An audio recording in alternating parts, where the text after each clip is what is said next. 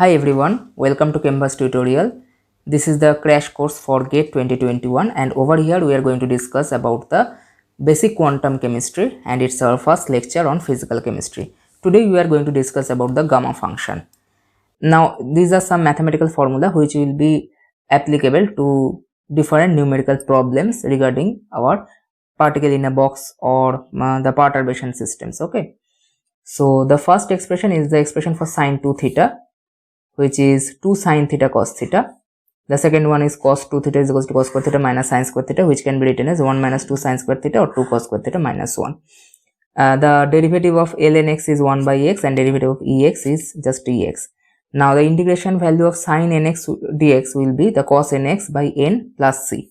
And in this case, it is the indefinite integral, that means no limit is there. That is why we are applying the integral constant. In the case of definite integral, we will not write the constant. Instead, over here we will apply limit, lower limit to upper limit. Okay, so these are the some basic mathematical expressions which we need to remember. And now when it is cos 4x square, then we will write it as sine 4x square, because the integration of cos x is sine x, and this 4x square we will just take the first derivative, which is 8x, which will be in the denominator. Okay, so these are some mathematical formula which you need to remember. Okay, this is the two important expression which will be frequently applied in the particle in a box system. Particle in a box system. Okay, so over here we can see that limit 0 to L sine square n pi x by L dx has a value of L by 2, and x sine square n pi x by L dx has a value of L square by 4. I will suggest you to remember these two results. Okay, now moving on to our today's topic, that is the gamma function. Now if any integration is like this, the limit is from 0 to infinity x to the power n e to the power minus ax, where a is nothing but a constant. Okay, so this kind of equation, the expression will be gamma n plus 1 divided by a to the power n plus 1. Now the gamma n plus 1 has a value of n factorial. Suppose I am writing gamma 6, so you can write it as gamma 5 plus 1, that will be basically 5 factorial. Clear? So now we will just solve this question. This is x to the power 5 into e to the power minus 2x, limit 0 to infinity. So over here the value of n is 5 and this a is nothing but 2. Okay, comparing this to equation, so a is nothing but 2. So the value of this integral will be gamma n plus 1 over here 5 plus 1 divided by 2 to the power 5 plus 1. So the equation will have the value 5 factorial divided by 2 to the power 6. Clear? Okay, now moving on to our next expression, which says that if the limit is from minus infinity to plus infinity, x to the power n into e to the power minus x square. So remember this term, over here x square is present, has a value of 0 when n is odd. When this is odd means 1, 3, 5, whatever it is, then the value of the integral will be 0. But when n is even, the expression will be gamma n plus 1 by 2 divided by a to the power n plus 1 by 2. This is the expression. Clear?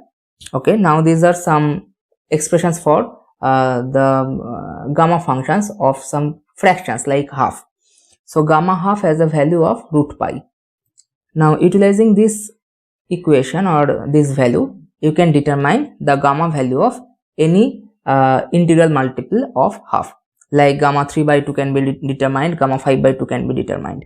So whenever gamma 3 by 2 is written, just first your task is to subtract 1 from it.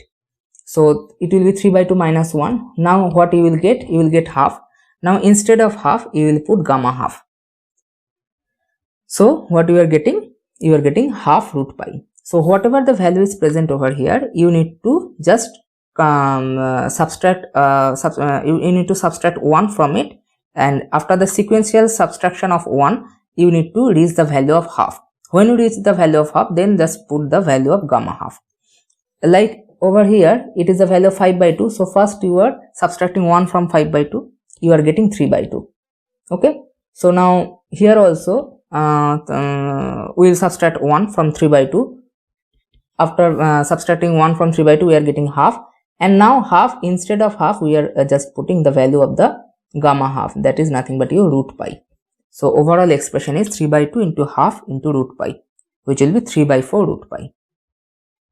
The similar kind of treatment will be in this case gamma 9 by 2. So first 9 by 2 minus 1, subtracting 1, so you are getting 7 by 2.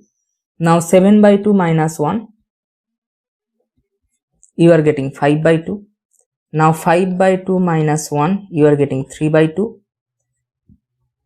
3 by 2 minus 1, you are getting half. Now we will write down gamma half.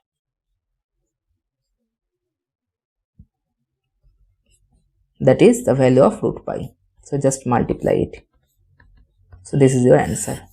Okay, you will simplify it. Now we will use this gamma function or the gamma value of the fractions in order to determine the solution of this kind of problems. Now the first question is this one, the limit is from minus infinity to plus infinity, x to the power 1117. Now it looks something complex, but just look at the power of x. Over here the power is odd. Since it is odd power, so the equation will have the value 0. So you need not worry about the solution. Whatever the power is, if the power of the x is odd, then obviously the integral has a value of 0. Now coming back to this question. Now looking at this question, over here you can see that the limit is minus infinity to plus infinity, x square. So comparing these two equations, so n has a value of 2. And it is e to the power minus 7x square. So comparing this one, so a has a value of 7.